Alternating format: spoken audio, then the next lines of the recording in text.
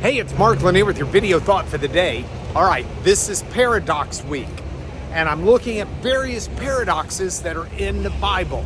Today, I'm doing it on the Royal Mile. The Royal Castle of Scotland is up that way, and this mile stretches down, I think, toward the sea, which is down there. So anyway, I'm on here because we're looking for something.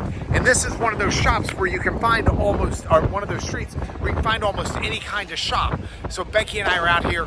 We're desperately looking for something that we've got to get to take back to Houston.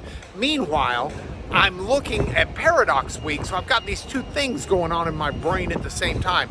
Looking for something I need, and also thinking about the paradox. And the paradox I've got for you today is from the book of Matthew. It's from the teachings of Jesus. Now, Jesus said in Matthew 16, verses 25 and 26, that whoever would save his life will lose it. That's a paradox. Whoever will save his life will lose it.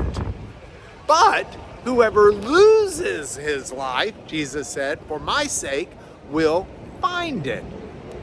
The inverted paradox. Then Jesus asked this economic question. He says, what does it profit someone if they gain the entire world, but they lose their life? That's a profound explanation of what this paradox means. Jesus is indicating that if we live our life focused on what we want, what makes us happy, what gives us success in the world's eyes, what we're going to find is that we've lost our life. But if instead we give up our life, we live in service for God and His purposes, then we will gain everything that's truly worth living for. This is not accidentally on the heels of Jesus saying, if anyone wants to follow me, come the way I come, then deny yourself and take up your cross and follow me. In other words, Jesus didn't come here to live a life of pleasure and ease. Jesus' point in living was to serve God and God's purposes, to serve you and I in that way. You know, I'm going to date myself a little here, but I'm reminded of that Eminem song that came out in his movie 8 Mile in the early 200s, I think early 2000s, maybe 2002. He says, if I can quote some Eminem and get it right, he says, look, if you had one shot or opportunity to seize everything you wanted in one moment, would you capture it or just let it go? Or just let it slip. Then he goes, yo, that's my rap ability.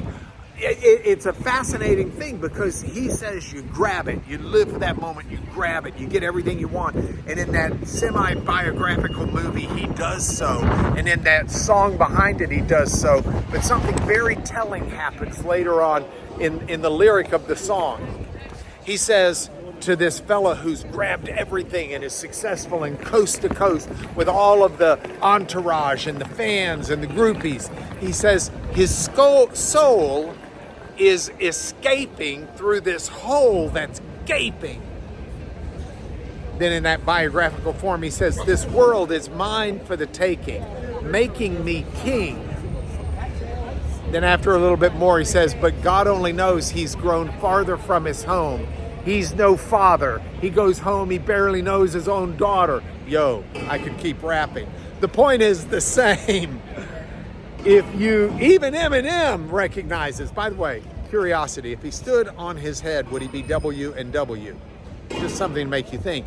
Even Eminem understands that people who live their life trying to please and fulfill their own desires wind up losing so much of what life's all about.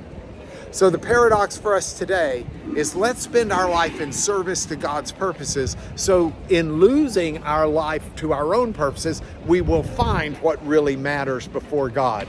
That's your paradox and your video thought for today.